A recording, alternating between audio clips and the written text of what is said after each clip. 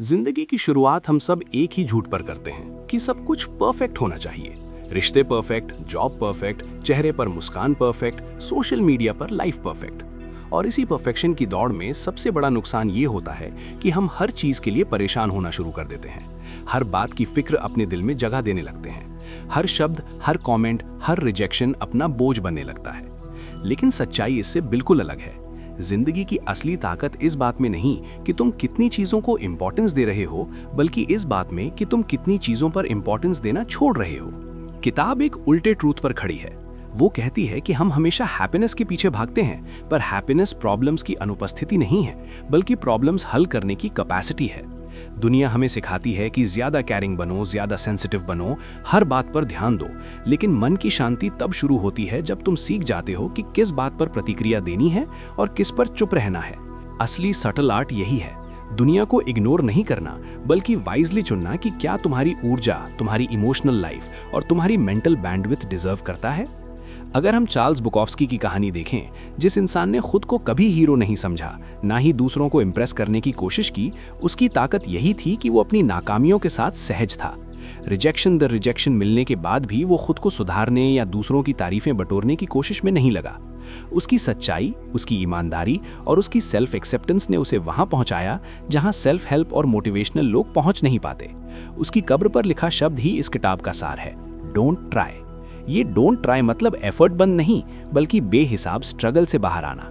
दुनिया कहती है चेज करो, पुश करो, अचीव करो, जीत लो, अर्न करो, लेकिन किताब कहती है जो तुम्हारे लिए सही नहीं है, जिसकी कीमत तुम्हारी मानसिक शांति है, उसे छोड़ देना ही जीत है। समाज तुम्हें बताता है कि तुम स्पेशल हो, और यही भ्रम इंसान को सबसे ज्यादा असफल बनाता है। स्पेशल होने की चाह, एक्सेप्शनल बनने की दौड़, कंपैरिजन का जहर, सारा दर्द यहीं से शुरू होता है। फीडबैक लूप फ्रॉम हेल यहीं जन्म लेता है। तुम दुखी होते हो, फिर दुखी होने पर दुखी होते हो, फिर गिल्ट की दुख क्यों हुआ, फिर शेम की गिल्ट क्यों लगा। मेंटल सेल्फ अटैक तुम्हें चिंता की भूल भुलैया में इतना उलझा देता है कि सांस लेना भी भारी लगता है। लेकिन यहाँ किताब एक साफ बात करती है, तुम्हें बुरा महसूस होना अलाउड है।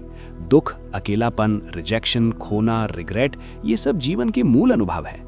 इनसे भागने से नहीं, इन्हें स्वीकार करने से मन साफ होता है। Happiness is a constant problem solving process, ये लाइन किताब की स्पाइन है। खुशी प्रॉब्लम से मुक्ति नहीं, बल्कि उनसे मीनिंग निकालने का हुनर है। पेन को चूज करना, डिस्कम्फर्ट को कॉन्शियस डिसीजन बनाना, यही मैच्योरिटी है। जीवन में जो लोग सबसे ज्यादा सफल दिखते हैं, उनके पीछे भी प्रॉब्लम का पहाड़ होता है। फर्क सिर्फ इतना है कि उन्होंने अपनी समस्याओं को फियर की जगह रिस्पॉन्सिबिलिटी से देखा, उनकी ओनरशिप ली। यहाँ बुद्ध की कहानी आती है।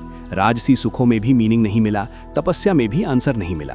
आखिर में समझ आया कि दुख से भागना ही दुख का आधार है। सारी दुनिया प्लेजर और एस्केप में उलझी है, लेकिन जिसने सफरिंग को जेंटली स्वीकारना सीख लिया, वो उससे आगे निकल गया। दुख जीवन का दोष नहीं, उसका बैलेंसिंग मैकेनिज्म है। हम जितनी चीजें पाना चाहते हैं, उन्हीं की इक्वल ऑपोजिट कीमतें हमें सहनी पड़ती हैं। हर डिजायर अपनी सौरो पैकेज के साथ आती है। यहाँ एक बड़ा सत्य निकलता है, तुम किस दर्द को चुनते हो, वही तुम्हारी आइडेंटिटी तय करता है। हर कोई लव चाहता है पर वल्नरेबिलिटी नहीं, हर कोई सक्सेस चाहता है पर रिस्पॉन्सिबिलिटी नहीं, हर कोई रिस्पेक्ट चाहता है पर ईगो और एंटाइटलमेंट छोड़ने को तैयार नहीं। इसीलिए किताब हमसे पूछती है, तुम्हारी पसंद तुम्हारा कंफर्ट नहीं बताती, बल्कि तुम्हारी चुनी हुई स्ट्रगल बताती है कि तुम कौन हो। जिमी की कहानी इसी भ्रम का प्रतीक है। खुद को एक्सेप्शनल समझना, बिना मेहनत के क्रेडिट लेना, हर क्रिटिसिज्म को जेलसी समझना, ये एटीट्यूड मॉडर्न सोसाइटी का कड़वा ट्रूथ है। सेल्फ एस्टीम की इन्फ्लेशन ने मेहनत की कीमत कम कर दी है। आज लोग फील गुड के आदी हो चुके हैं, बिना किसी एफर्ट की अप्रिसिएशन, वैलिडेशन, अपलॉज चाहते हैं। और ऐसे लोग फेलियर से सीखने के बजाय फेलियर को इंसल्ट बना लेते हैं। सेल्फ वर्थ तब नहीं बनती जब तुम अपने बारे में अच्छा सुनते हो, बल्कि तब बनती है जब तुम अपने बारे में कड़वा सच भी शांति से सुन लेते हो। एक्सेप्टेंस अपनी कमजोरी की, अपने डर की, अपनी सीमाओं की, यही मेंटल स्ट्रेंथ है। जो इंसान खुद का मिरर वर्जन कॉन्फिडेंटली देख लेता है, वो दुनिया से रिफ्लेक्ट होने की जरूरत महसूस नहीं करता। उसके लिए अप्रूवल ऑक्सीजन नहीं, एक्सेसरी बन जाती है। लाइफ की सबसे बड़ी आज़ादी परमिशन से नहीं, सब्ट्रैक्शन से मिलती है। हम जितनी चीज़ों, जितने लोगों, जितनी वॉइसेस को अपने अंदर से निकालते हैं, क्लैरिटी उतनी फैलती जाती है। दुनिया उम्मीद करती है कि तुम हर बात को दिल से लगाओ, हर आवाज़ पर रिएक्शन दो, हर इंसिडेंट पर इमोशनल हो। लेकिन यहाँ सटल आर्ट कहती है, रिएक्शन नहीं, सिलेक्शन जीवन की असल बुद्धि है। जिस बात से तुम्हारा कैरेक्टर, तुम्हारा जीवन, तुम्हारी ग्रोथ बने, बस वहीं केयर दो, बाकी सब नॉइस है। जीवन का हर रिश्ता, हर सपना, हर एम्बिशन अपने साथ केवल स्माइल नहीं लाता, बल्कि डिसअपॉइंटमेंट, रिजेक्शन, फ्रस्ट्रेशन, मिसअंडरस्टैंडिंग भी लाता है। और अगर इंसान इन एक्सपीरियंसेस को गलत नहीं बल्कि एवोल्यूशन समझना शुरू कर दे, तो माइंड डिफेंस मोड से निकलकर एक्सेप्टेंस मोड में आता है। जो व्यक्ति ये क्यों हुआ से आगे, ये मुझे क्या सीख दे रहा है तक पहुंच जाए, वही धीरे धीरे कंट्रोल महसूस करता है। कंट्रोल बाहरी नहीं, इमोशनल इंटरनल कंट्रोल। ये किताब कहती है कि मैच्योरिटी इस बात से नहीं कि तुम कितनी चीज़ें जीतते हो, बल्कि इस बात से कि तुम कितनी चीज़ें छोड़ देते हो जिनमें तुम्हारा पीस खो रहा था। रिलेशनशिप में बाउंड्रीज, करियर में प्रायोरिटीज, सोशल स्पेस में मेंटल डिस्टेंस, ये सब अवॉइडेंस नहीं, सेल्फ प्रोटेक्शन और सोल प्रेजर्वेशन के लेयर हैं। वही रिजेक्शन जो तुम्हें कभी दर्द देता था, वही आगे चलकर तुम्हारी आइडेंटिटी की गार्ड बन जाता है। और अंत में जब इंसान अपने लाइफ सर्कल की फ्रिजिलिटी समझता है कि एक दिन यही सब समाप्त हो जाना है, तो केयर डिस्ट्रीब्यूशन और भी साफ हो जाता है। हम मरने के डर से नहीं जीते, हम मीनिंग की तलाश से जीते हैं। डेथ रिमाइंडर नहीं, फिल्टर है। वो बताती है कि जो समय, जो एनर्जी, जो लव तुम्हारे पास लिमिटेड है, उसे कहाँ खर्च करना है, बाकी सब बस पासिंग थॉट्स हैं। कभी कभी जीवन उसी पल बदलना शुरू होता है जब हम ये समझते हैं कि हम हर चीज के लिए जिम्मेदार हैं, भले ही वो हमारे कंट्रोल में ना हो। घटनाएं हमारे हाथ में नहीं होती, पर हमारी प्रतिक्रिया होती है। ये समझना आसान नहीं, पर एक बार ये बैठ जाए कि सर्कमस्टेंसेस हमें शेप नहीं करते बल्कि हमारी चॉइस ऑफ रिस्पॉन्स हमें बनाती है, तब जीवन में एक तरह की शांत शक्ति आ जाती है। कोई घटना हमें उतना ही अफेक्ट करती है जितनी अनुमति हम उसे देते हैं। किसी ट्रेजेडी का होना हमारी गलती नहीं, लेकिन उससे आगे बढ़ने की जिम्मेदारी हमारी होती है। यही डिस्टिंक्शन इस किताब का सबसे गहरा संदेश है। फॉल्ट और रिस्पॉन्सिबिलिटी दो अलग चीजें हैं। तुम्हारी कार किसी और ने टक्कर मारी, फॉल्ट उसकी, पर अब रिपेयर कैसे होगा, आगे का रास्ता कैसे तय होगा, इमोशनल रिकवरी कैसे होगी, ये रिस्पॉन्सिबिलिटी तुम्हारी है। ये एक्सेप्टेंस किसी सजा जैसा नहीं बल्कि लिबरेशन जैसा है, क्योंकि इसका मतलब ये है कि तुम्हारा जीवन किसी भी परिस्थिति का बंधक नहीं है। तुम्हारे पास हमेशा एक चुनाव है, कैसे प्रतिक्रिया देनी है, क्या सीखना है, आगे कौन सा मीनिंग निकालना है। हम अक्सर सोचते हैं कि जेनेटिक्स, अपब्रिंगिंग, पास्ट ट्रॉमा हमें डिफाइन कर देते हैं, लेकिन असल में ये सब कंस्ट्रेंट्स नहीं, कॉन्टेक्स्ट्स होते हैं। इंसान का असली रूप ये नहीं कि उसके साथ क्या हुआ, बल्कि ये है कि वो उन घटनाओं को क्या मीनिंग देता है। दो लोग एक ही दुख से गुजरें, फिर भी दोनों की कहानियां अलग हो सकती हैं। एक टूट जाता है, दूसरा मजबूत बनकर निकलता है। फर्क घटना में नहीं, इंटरप्रिटेशन में होता है। यही मीनिंग मेकिंग कैपेसिटी इंसान को एक्स्ट्राऑर्डिनरी बनाती है। दुनिया में सबसे बड़ा इल्यूजन सर्टेनिटी का इल्यूजन है, कि हम सही हैं, कि हमारी बिलीफ एब्सोल्यूट ट्रूथ है, कि हमारे पर्सपेक्टिव्स फाइनल हैं। ये इल्यूजन हमें प्रोटेक्ट करता हुआ लगता है, लेकिन असल में हमें वीक बना देता है, क्योंकि सर्टेनिटी क्रिएटिविटी का, क्यूरियोसिटी का और ग्रोथ का सबसे बड़ा दुश्मन है। जब इंसान अपने आइडियाज से इतना अटैच्ड हो जाता है कि उन्हें चैलेंज करना बंद कर देता है, तब लर्निंग रुक जाती है। और एक इंसान जो सीखना बंद कर दे, वो धीरे धीरे खुद को ही खो देता है। इसलिए किताब कहती है, तुम गलत हो, मैं गलत हूं, हम सब गलत हैं। और यही मान लेना ही हमें समझदार बनाता है। गलत होने की ह्यूमिलिटी से जो क्लैरिटी आती है, वो सर्टेनिटी कभी नहीं दे सकती। हर बिलीफ, हर मेमोरी, हर इमोशन अधूरी, बायस्ड और इनकम्प्लीट होती है। और जो इंसान ये मान ले कि उसे सब कुछ नहीं पता, वही सबसे ज्यादा सीख सकता है, क्योंकि वही सर्च मोड में रहता है। यहाँ एक महत्वपूर्ण बात आती है, अवॉइडेंस। इंसान जिन बातों से जितना डरता है, उन्हीं से बचने के लिए उतना ही एफर्ट लगाता है। कोई भावनात्मक चोट लगी हो, रिजेक्शन मिला हो, फेलियर टेस्ट हुआ हो, तो हमारे मन में एक अदृश्य दीवार खड़ी हो जाती है। लेकिन फिर हम इस दीवार को बचाने में, प्रोटेक्ट करने में, अवॉइड करने में इतने उलझ जाते हैं कि ग्रोथ रुकी रहती है। हम अपने डर से भागते भागते उसे और मजबूत कर देते हैं। जीवन का सीधा नियम है, एक्शन क्लैरिटी पैदा करता है। सोचने से क्लैरिटी नहीं आती, प्लानिंग क्लैरिटी नहीं देती, अजम्पशंस क्लैरिटी नहीं देते। क्लैरिटी तब आती है जब इंसान अनसर्टन होके भी कदम बढ़ा दे। यही डू समथिंग प्रिंसिपल है। कुछ करो, छोटा ही सही, इम्परफेक्ट ही सही। एक कदम तुम्हें दूसरे कदम का रास्ता दिखाएगा और दूसरा तीसरे का। प्रोग्रेस एक्शन से पैदा होती है, न कि परफेक्ट माइंडसेट से। इंसान का दिमाग अक्सर कहता है कि पहले मोटिवेशन आएगी, फिर एक्शन होगा, लेकिन सच्चाई उल्टी है। पहले एक्शन होता है, फिर मोटिवेशन पैदा होती है। सफलता एक्शन का बाय प्रोडक्ट नहीं, बल्कि एक्शन की आदत का बाय प्रोडक्ट है। दुनिया के सबसे सफल लोग परफेक्ट नहीं थे, बल्कि इम्परफेक्ट एक्शन करने वाले थे। जिन लोगों को हमने ग्रेट अचीवर्स माना, वे फेलियर से डरते नहीं थे, बल्कि फेलियर को फीडबैक की तरह इस्तेमाल करते थे। वे जानते थे कि गलत होना सीखने का पहला कदम है और कोशिश करना जीत की शुरुआत है। अब बात आती है बाउंड्रीज की, जीवन में सबसे महत्वपूर्ण इमोशनल स्किल्स में से एक। बाउंड्रीज का मतलब दूसरों को रोकना नहीं, बल्कि खुद को प्रोटेक्ट करना है। बाउंड्रीज क्लैरिटी है, क्या एक्सेप्टेबल है क्या नहीं, कौन सा व्यवहार टॉलरेट होगा कौन सा नहीं, कौन आपके जीवन में जगह पाता है और किसे डिस्टेंस दी जाती है। अच्छे बाउंड्रीज अच्छे रिलेशनशिप्स की फाउंडेशन होते हैं। बिना बाउंड्रीज के हम दूसरों को अपने ऊपर फैसले लेने देते हैं और धीरे धीरे रिजेंटमेंट पैदा होता है।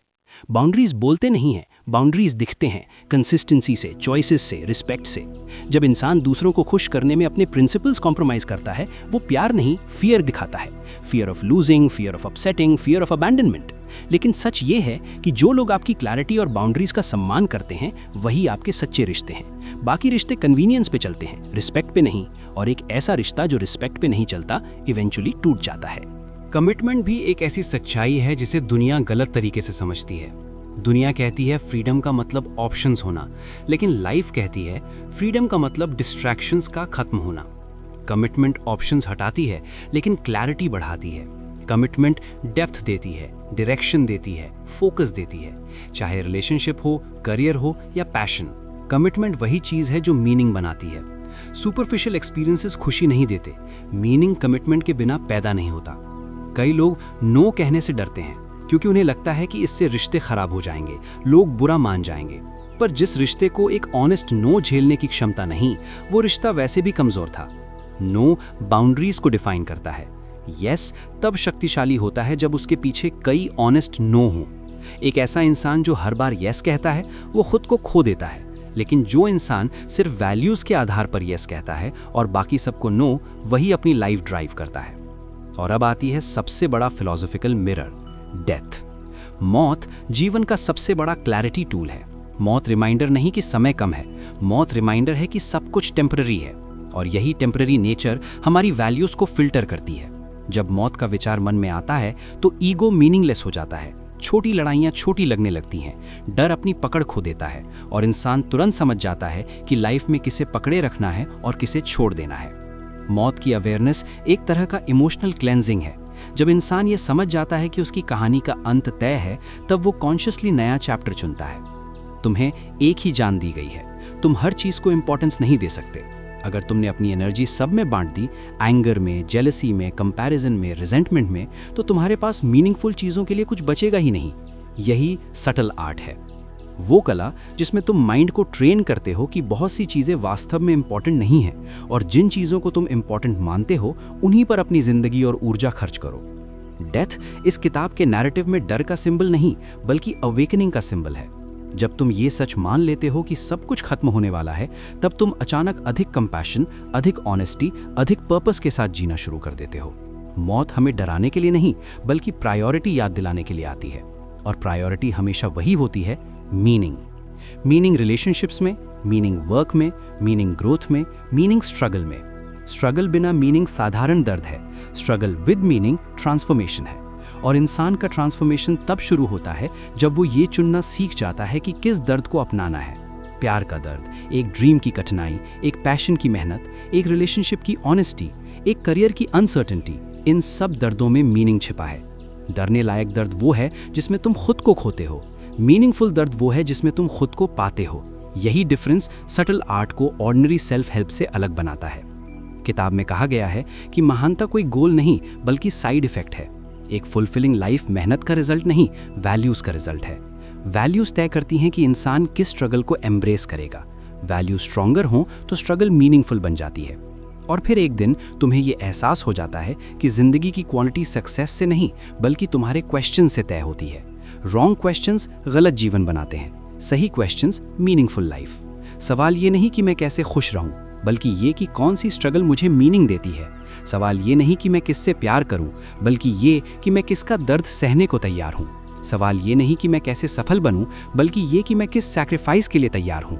इस समझ के साथ जीवन एक क्लैरिटी में बदल जाता है, जहां इंसान मजबूत इसलिए नहीं कि उसके पास समस्याएं नहीं, बल्कि इसलिए क्योंकि उसे पता होता है कि कौन सी समस्या उसकी है।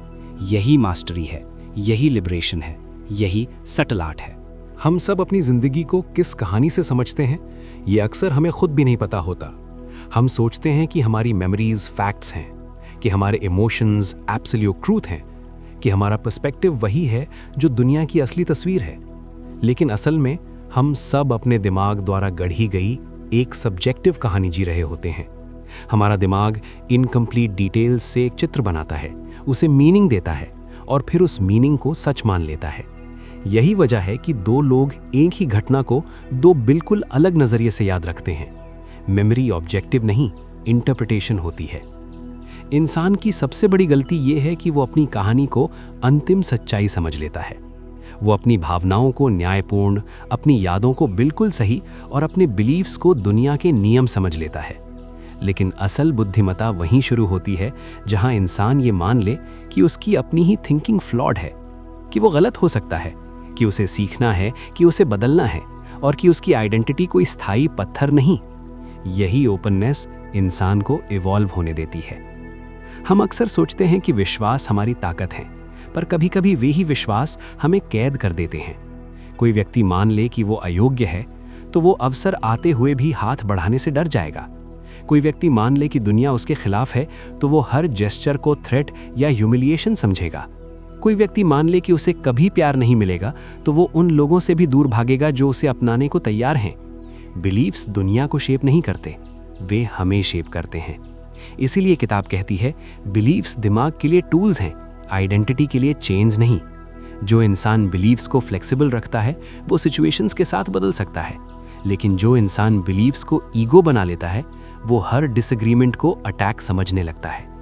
डिसएग्रीमेंट विकास का इशारा है, पर ईगो इसे लड़ाई बना देता है। यही कारण है कि दुनिया में इतनी लड़ाइयाँ केवल पर्सपेक्टिव डिफरेंस से पैदा होती हैं। कोई भी इंसान इंटरनली मजबूत तब होता है जब वो सीखने के लिए उतना ही उत्सुक रहे जितना वो सही साबित होने के लिए नहीं। ग्रोथ उसी क्षण शुरू होती है जब हम ये समझ लेते हैं कि हमारा दिमाग बायस्ड है और हमें हर समय खुद को क्वेश्चन करते रहना चाहिए। यही क्वेश्चनिंग क्लैरिटी लाती है, अकाउंटेबिलिटी लाती है और वही मैच्योरिटी का पहला कदम है। अब बात करते हैं फेलियर की, एक ऐसा शब्द जिसे सुनते ही दिल की धड़कनें बढ़ जाती हैं। लोग फेलियर से इसलिए डरते हैं क्योंकि सोसाइटी उसे शेम की तरह पेश करती है, पर असल में फेलियर किसी भी मीनिंगफुल जर्नी का सेंट्रल कंपोनेंट है। फेलियर कोई डेड एंड नहीं, वो एक डायरेक्शन बोर्ड है जो तुमको बताता है कि कहाँ कदम कमजोर था, कहाँ अप्रोच गलत थी, कहाँ अपेक्षा अधूरी थी। सक्सेस का उल्टा फेलियर नहीं, फेलियर सक्सेस का बिल्डिंग मटेरियल है। दुनिया के सबसे मजबूत लोग फेलियर से बचते नहीं, बल्कि उसे अपनी प्रैक्टिस बनाते हैं। जैसे एक म्यूजिशियन गलत सुर लगाकर सुर सीखता है, एक एंटरप्रेन्योर गलत डिसीजन लेकर बिजनेस की समझ पाता है, एक राइटर बुरे पन्नों से अच्छे पन्ने लिखना सीखता है। फेलियर रास्ते का किनारा नहीं, बल्कि रास्ते की मिट्टी है जिससे तुम्हारा रास्ता आकार लेता है।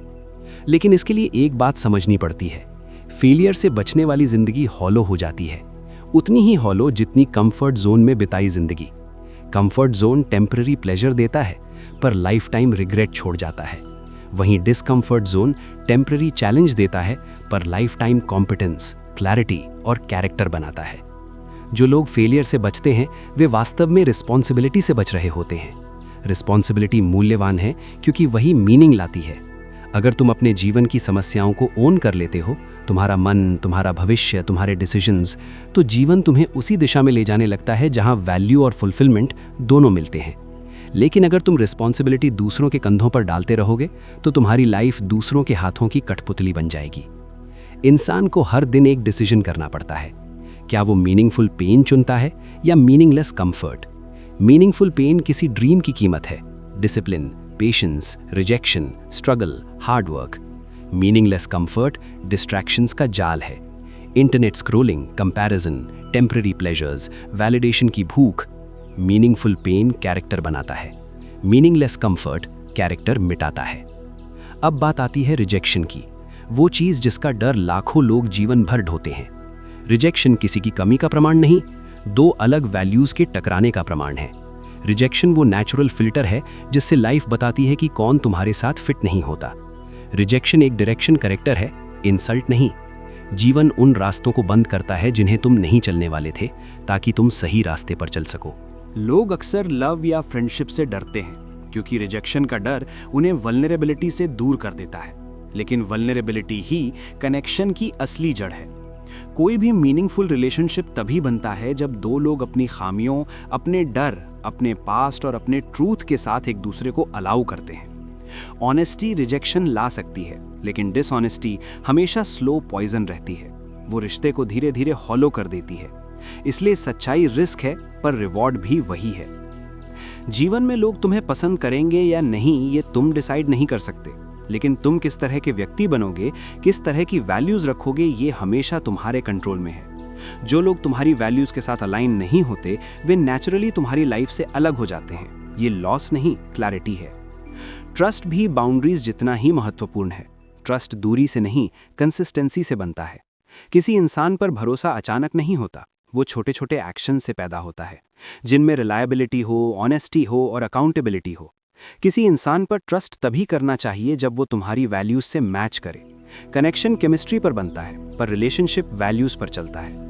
कमिटमेंट भी ट्रस्ट की तरह धीरे धीरे मजबूत होता है। कमिटमेंट किसी रिलेशनशिप को केज नहीं बनाता, कमिटमेंट उससे मीनिंग बनाता है।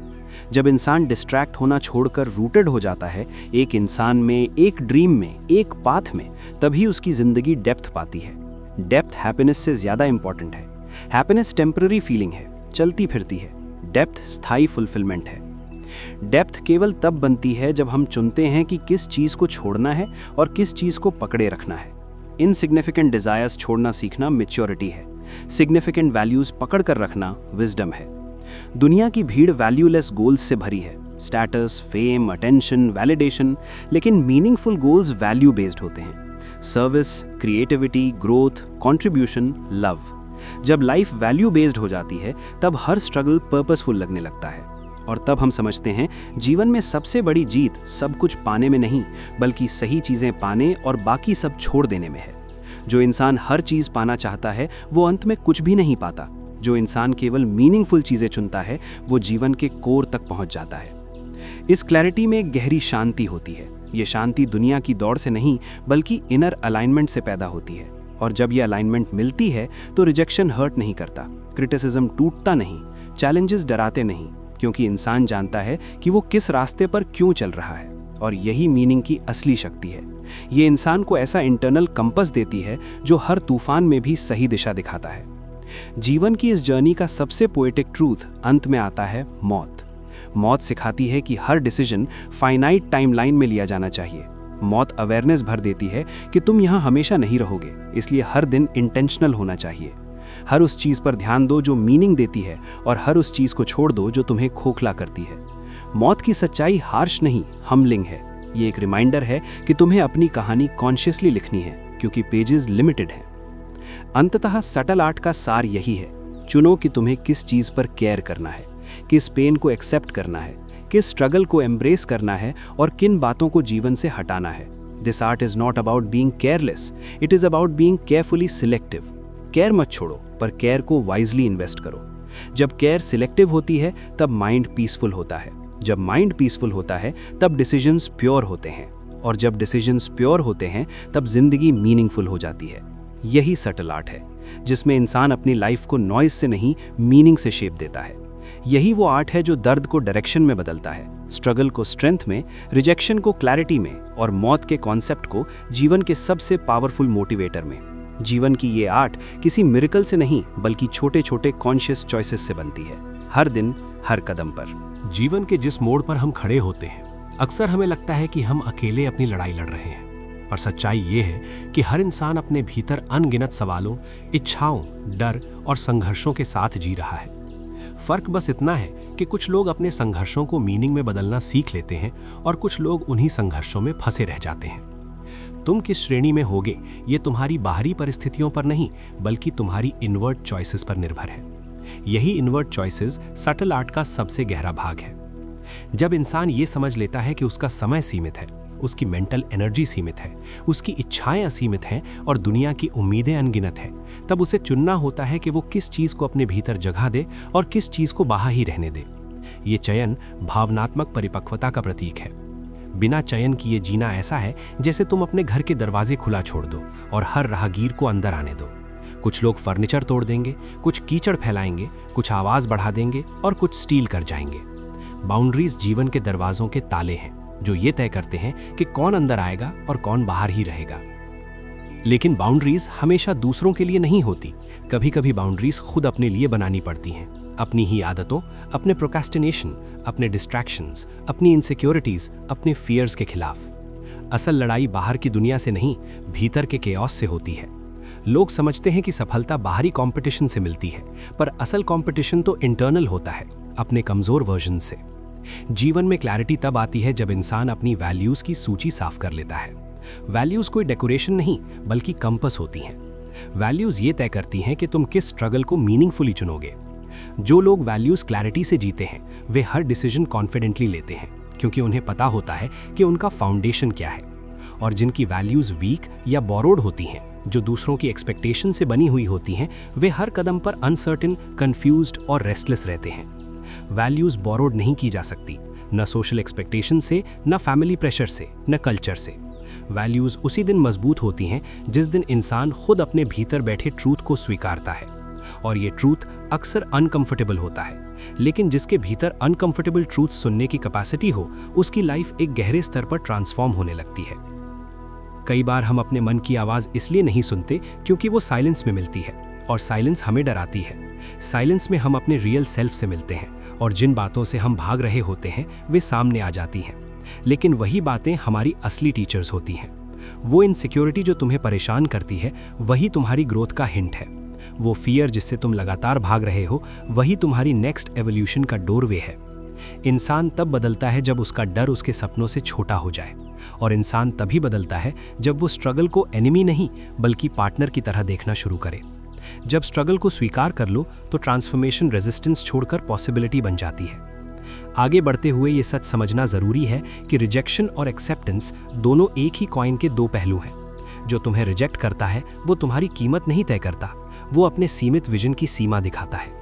हर रिजेक्शन तुम्हें एक न्यू अलाइनमेंट की ओर धकेलता है, एक ऐसे जोन की तरफ जहां तुम्हारी वैल्यूज के साथ रेजोनेट करने वाले लोग, अवसर और एक्सपीरियंसेस तुम्हारा इंतजार कर रहे होते हैं।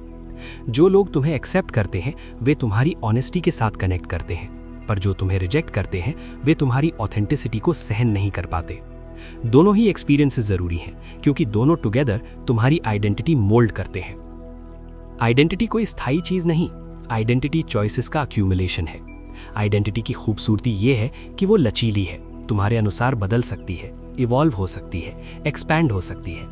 लेकिन आइडेंटिटी रिजिड तब बनती है जब ईगो उसे प्रोटेक्ट करने लगे। ईगो हमेशा कहता है मैं ऐसा ही हूं, जबकि ग्रोथ कहती है मैं ऐसा बन सकता हूं। ईगो पास्ट का रिफ्लेक्शन है, ग्रोथ फ्यूचर का डोरवे। ईगो सर्टेनिटी से जुड़ा है, ग्रोथ क्यूरियोसिटी से। इस सटल आर्ट का सबसे मैच्योर हिस्सा ये है कि इंसान ये समझ ले कि हर चीज उसका रिएक्शन डिजर्व नहीं करती। लोग तुम्हारे बारे में क्या सोचते हैं ये रेयरली तुम्हारे बारे में होता है। ये उनकी इनसिक्योरिटीज, उनकी एक्सपेक्टेशंस, उनकी लिमिटेशंस के बारे में होता है। तुम दूसरों का परसेप्शन कंट्रोल नहीं कर सकते, तुम सिर्फ अपनी ऑथेंटिसिटी कंट्रोल कर सकते हो। किसी की नज़र में ग्रेट बनने की कोशिश तुम्हें खोखला बना देगी, लेकिन अपने वैल्यूज के प्रति लॉयल रहना तुम्हें ग्राउंडेड और पावरफुल बनाता है। जिस राह पर तुम चल रहे हो वो तुम्हारे लिए मीनिंगफुल होनी चाहिए, न कि दूसरों के लिए इम्प्रेसिव। इम्प्रेसिव चीजें टेम्पररी होती हैं, स्टेटस बदलता है, पॉपुलैरिटी आती जाती है, अटेंशन फिकल होती है। लेकिन मीनिंगफुल चीजें लास्टिंग होती हैं। Relationships, contribution, kindness, mastery, values, love. Meaningful चीजें तुरंत हाई नहीं देती, लेकिन डीप पीस देती हैं, और पीस सक्सेस से ज्यादा वैल्यूएबल होती है। अक्सर हमें लगता है कि हैप्पीनेस अल्टीमेट गोल है, पर हैप्पीनेस एक आउटकम है, गोल नहीं। हैप्पीनेस तब पैदा होती है जब इंसान वैल्यूज और एक्शंस के बीच अलाइनमेंट में जीता है। हैप्पीनेस तब आती है जब इंसान मीनिंगफुल स्ट्रगल्स चूज करता है और मीनिंगलेस स्ट्रगल्स छोड़ देता है। हैप्पीनेस तब आती है जब इंसान अप्रूवल से डिटैच होकर ऑथेंटिसिटी से अटैच होने लगता है। ऑथेंटिसिटी सैक्रिफाइस मांगती है। ऑथेंटिक होने का मतलब है तुम हर समय समझे नहीं जाओगे, लोग कभी कभी तुमसे असहमत होंगे, तुम हर सिचुएशन में परफेक्ट फिट नहीं करोगे, पर यही फ्रीडम है। ऑथेंटिसिटी कंफर्ट जोन का घर नहीं, करेज जोन का मंदिर है। इंसान का सबसे बड़ा इल्यूजन ये है कि वो सोचता है कि उसके पास टाइम बहुत है, लेकिन सटल आर्ट सिखाती है कि समय कम नहीं, ध्यान कम है। ध्यान गलत चीजों पर खर्च होता है तभी समय कम पड़ता है। अगर ध्यान सही चीजों पर लगाया जाए तो समय पर्याप्त होता है मीनिंगफुल जीवन बनाने के लिए। टाइम कंट्रोल की चीज नहीं, इंटेंशन कंट्रोल की चीज है। और इस पूरी फिलॉसफी का सबसे गहरा बिंदु अंत में आता है, मौत। मौत इस फिलॉसफी का एनिमी नहीं, टीचर है। मौत सिखाती है कि अचीवमेंट्स टेम्पररी हैं, लेकिन एक्सपीरियंसेस और इम्पैक्ट इटर्नल महसूस होते हैं। मौत रिमाइंडर है कि तुम्हें हर दिन मीनिंगफुल चॉइसेस करने हैं, क्योंकि किसी दिन चॉइसेस खत्म हो जाएंगी। मौत एक ऐसी क्लैरिटी गिफ्ट है जो इंसान को प्रायोरिटीज साफ दिखाती है। क्या रखना है, किसे छोड़ना है, किसे प्यार देना है, किसे डिस्टेंस देना है, किन सपनों को चेज करना है, किन इल्यूजन्स को वहीं छोड़ देना है। मौत का विचार डर नहीं पैदा करता, जागरूकता पैदा करता है। ये समझ कि हम सब लिमिटेड चैप्टर्स वाले कैरेक्टर्स हैं, जीवन के प्रति ग्रैटिट्यूड पैदा करती है। ये ग्रैटिट्यूड ही हमें पेटी इश्यूज से ऊपर उठाती है। जब डेथ अवेयरनेस लाइफ में आती है तो छोटी सी खुशी भी बड़ी लगती है, मीनिंगफुल रिलेशनशिप्स सेक्रेड लगने लगते हैं और स्ट्रगल भी पर्पस में बदल जाती है। जीवन का अंतिम ट्रूथ ये है कि तुम हर चीज को कंट्रोल नहीं कर सकते, लेकिन तुम हमेशा ये चुन सकते हो कि किस चीज को केयर करना है। यही चॉइस तुम्हारी आइडेंटिटी बनाती है, तुम्हारा कैरेक्टर, तुम्हारा डायरेक्शन और अंततः तुम्हारी लेगेसी। लेगेसी नाम नहीं, इम्पैक्ट है। लेगेसी दूसरों की यादों में तुम्हारी प्रेजेंस है। लेगेसी ये है कि तुमने दुनिया को थोड़ा सा बेहतर छोड़ा या नहीं। और ये सब शुरू होता है एक सिंपल चॉइस से, किस बात पर तुम अपनी ऊर्जा खर्च करोगे और किस बात पर नहीं। ये subtle art of not giving a fuck बेपरवाही नहीं सिखाती, ये फोकस्ड केयरिंग की कला सिखाती है। इसमें इनडिफरेंस नहीं, इंटेलिजेंस है। ये तुमसे इमोशन नहीं छीनती, ये तुम्हें इमोशन वाइजली इन्वेस्ट करना सिखाती है। ये कला तुम्हें कठोर नहीं बनाती, ये तुम्हें आत्मनिर्भर बनाती है। ये कला तुम्हें दुनिया से नहीं काटती, ये तुम्हें अपने आप से रिकनेक्ट करवाती है। जब इंसान इस कला में पारंगत हो जाता है तो वो सुपरफिशियल चीजों से डिटैच होकर डीप लाइफ जीता है। वो अप्रूवल से मुक्त होकर ऑथेंटिसिटी से जुड़ा रहता है। वो दूसरों की एक्सपेक्टेशन से अलग होकर अपनी वैल्यूज पर चलता है। वो फियर से नहीं गाइडेड होता, क्लैरिटी से गाइडेड होता है, और उसी क्लैरिटी में वो मीनिंग पाता है, लव पाता है, पीस पाता है। अंत में सटल आर्ट यही कहती है, जीवन को परफेक्ट बनाने की कोशिश छोड़ दो, जीवन को मीनिंगफुल बनाओ। हर बात पर केयर मत करो, सिर्फ उन बातों पर केयर करो जो तुम्हारे जीवन की कहानी को सुंदर बनाती हैं। बाकी सब हवा है, गुजर जाएगी।